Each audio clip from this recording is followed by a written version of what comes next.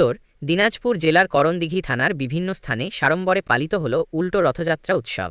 শনিবার করণদিঘি, টুঙ্গিদিঘি ও রসাখোয়াতে উল্টো রথ আয়োজিত হয়। এখানকার সবচাইতে বড় শোভাযাত্রা আয়োজিত হয় টুঙ্গিদিঘি ইস্কনের উদ্যোগে। এদিন সারাদিন ব্যাপী বিধি পালন করেন ইস্কন ভক্তরা।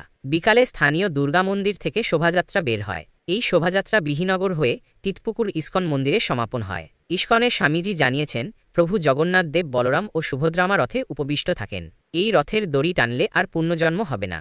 সকলের মঙ্গল কামনাতে উল্টো রথযাত্রা আয়োজিত হচ্ছে। করণদিঘি থানার পিছলা থেকে উল্টো রথের শোভাযাত্রা বেরোয়। এই যাত্রা করণদিঘি উচ্চ বিদ্যালয় ময়দান হয়ে পুনরায় পিছলাতে সমাপন হয়। করণদিঘি থানার রসাখোয়াতে এদিন উল্টো রথ আয়োজিত হয়। প্রচুর মানুষেরা এই শোভাযাত্রাগুলিতে পা মেলান ও রথের দড়ি টানেন। জগন্নাথের কৃপা, জগন্নাথ বেরিয়েছে, জগৎপতি জগন্নাথ তিনি সবাইকে দর্শন দান করার জন্য বেরিয়েছে।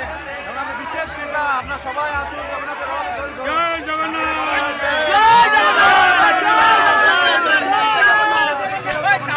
জগন্নাথের রশি ধরে জগন্নাথের প্রসাদ পায়, জগন্নাথের একটু সামনে আসে, তাহলে তার আর পুনর্জন্ম হবে না।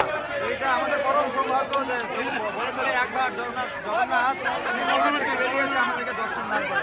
তো এখানে ইস্কনের পক্ষ থেকে টুঙ্গি তিতপুকুরে সুন্দর ব্যবস্থা করা হয়েছে। দুর্গাদের সৈনিকেরা আছেন, ইস্কনের আছেন এবং আশেপাশে সমস্ত ভক্তরা আমাদেরকে অনেক সহযোগিতা করছেন।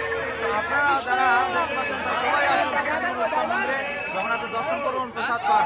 হরে কৃষ্ণ। ভক্তরা আছে জগন্নাথ দেবের, জগন্নাথের আজকে যে শেষ রথ, এই রথে যে সব ভক্তদের প্রসাদ দেওয়া হয়, যেমন চিরা, নকুলদানা, এরপরে বিতরণ হবে তোমার খিচুড়ি প্রসাদ। এটা আর 7টা সাড়ে 7টা থেকেই এই খিচুড়ি প্রসাদ বসায় সেবা করানো হবে। আজকে উল্টো যেটা বলে শেষ রথযাত্রা, ওটা হচ্ছে প্রথম রথযাত্রা। তার 7 দিন বাদে মাসির বাড়ি থাকে, 7 দিন বাদে মাসির বাড়ি থেকে আজকে বাড়ি আসলো। হ্যাঁ, এটা হচ্ছে শেষ রথযাত্রা বলে, এটা জগন্নাথের শেষ রথযাত্রা। এই জগন্নাথের এইটা তো বড় প্রশ্ন করলে বাবা, এটা বহু আধ্যাত্মিক তত্ত্ব, বুঝলে তো, এতদূর মানে বলা অনেক সময় লাগবে। তবে যাই হোক, এটা আমরা পূর্বপুরুষ থেকে আমাদের যে কৃষ্টি কালচার, আমাদের হিন্দু ধর্মের যে জগন্নাথ দেবের যে আবির্ভূত হয়েছিল তার নিয়ম নিষ্ঠা হিসাবে আমরা এটা এই তিথি ধরে করে থাকি। আমার নাম ননীগোপাল রায়। আচ্ছা, এই রথযাত্রা এখানে গোবিন্দ মন্দির আছে, বিভিন্ন মন্দির, দুর্গা মন্দির আছে, হরি মন্দির আছে, কালী মন্দির আছে, তারপরে রক্ষাচণ্ডী আছে, দুর্গা আছে।